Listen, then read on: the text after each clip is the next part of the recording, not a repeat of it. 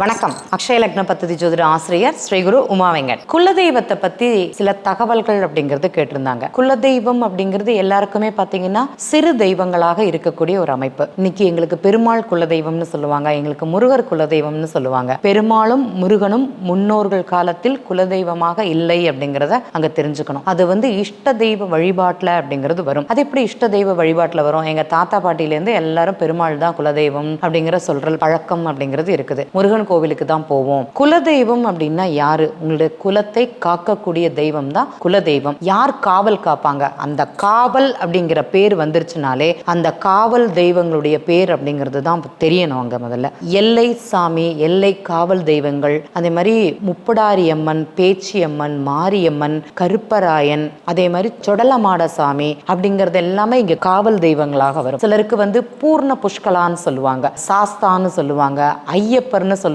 Ayyappar maximum வரமாட்டாங்க. பூர்ண புஷ்கலோட இருக்கக்கூடிய சாஸ்தா அப்படிங்கிறது சில குடும்பங்கள்ல குலதெய்வமாக வரும். சரி, அவங்கள யார் பூஜை பண்ணுவாங்க, அவங்க எந்த இடத்துல இருப்பாங்க அப்படிங்கிற ஒரு கேள்வி வரும். இப்ப பாத்தீங்கன்னா நிறைய குடும்பங்கள் எங்களுக்கு திருப்பதி சுவாமி தான் குலதெய்வம்னு சொல்லுவாங்க. இப்ப இதே திருப்பதி சுவாமிங்கிறது இந்த சிம்ம லக்னம் பாத்தீங்கன்னா 5ஆம் அதிபதி குரு. அப்ப பெருமாள் அவதார தெய்வங்கள்னு சொல்லுவோம். அவர் 5க்கும் 8க்கும் அதிபதி அவர் தான். அப்ப அவர் தான் குலதெய்வமான கண்டிப்பாக கிடையாது.